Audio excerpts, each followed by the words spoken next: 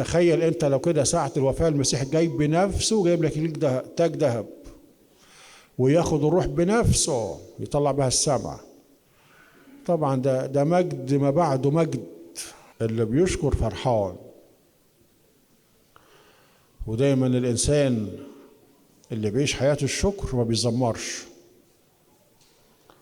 واللي بيعيش حياة الشكر اكليل في الارض واكليل في السماء. ولو حاجة حصلت عندنا في الدير عشان تعرفوا ان الانسان لما بيشكر قد ايه ربنا بيحبه. كانت اسرة جت عندنا الدير، كانت والدتهم اتوفت، ولقوها كاتبة ورقة جنب منها كده على المخدة ومسلمة الروح، ومكتوب في الورقة ايه؟ من 15 يوم جانا الرب يسوع له المجد في ايده اكليل ذهب. هي كان عندها سرطان، وكل ما بتتألم من الألم تقول له أشكرك يا رب، راضي يا رب، أشكرك يا رب، راضي يا رب. فلتوها كاتبة كده، جاني المسيح من 15 يوم وفي إيده إكليل من الذهب. فقلت له سيدي بنفسه جاي ياخد روحي؟ قال لها آه. قال لها قالت له والتاج الذهب الحلو اللي فيك ده لمين؟ قالت له ليك. قال لها ليكي. قالت هو أنا عملت حاجة حلوة في حياتي أتكافئ بها كل المكافأة دي كلها؟ قال لها طول فترة ألمك كنت بتشكرين ما زمرتيش عليا. طول فترة ألمك كنت بتشكرين ما زمرتيش عليا. فساعتها قالت له طب سيبني 15 يوم عشان أولادي يخلصوا امتحانات نص السنة، عشان لو دلوقتي توفيت في الامتحانات هيتبرجلوا. قال لها طلبك مجاب.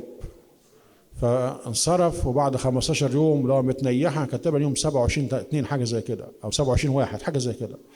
فالمهم جه ساعتها التقوا الورقة دي مكتوبة، مكتوبة جنبها وهي متوفية، تقول لها طول فترة ألمك كنت بتشكريني ما زمرتيش عليا. تتألم من المرض تقول اشكرك يا رب، راضي يا رب، اشكرك يا رب، راضي يا رب. كان لها إكليل، كان لها إكليل.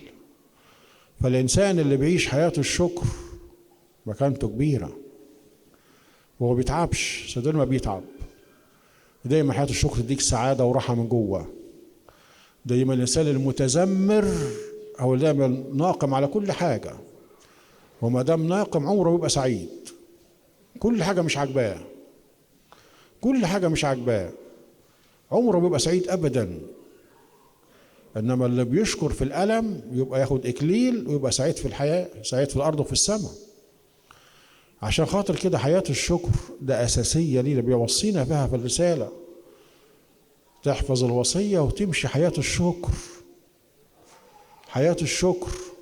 عشان خاطر كده دي أنا بوصيكم بيها، عشان الأيام اللي احنا فيها أيام صعبة، وفي ظروف بتيجي أمور صعبة. إنما لما تشكر في الألم تاخد إكليل. لما تشكر في الألم بتاخد إكليل، وفي نفس الوقت بتخفف ألمك، وفي نفس الوقت ليك إكليل في السماء.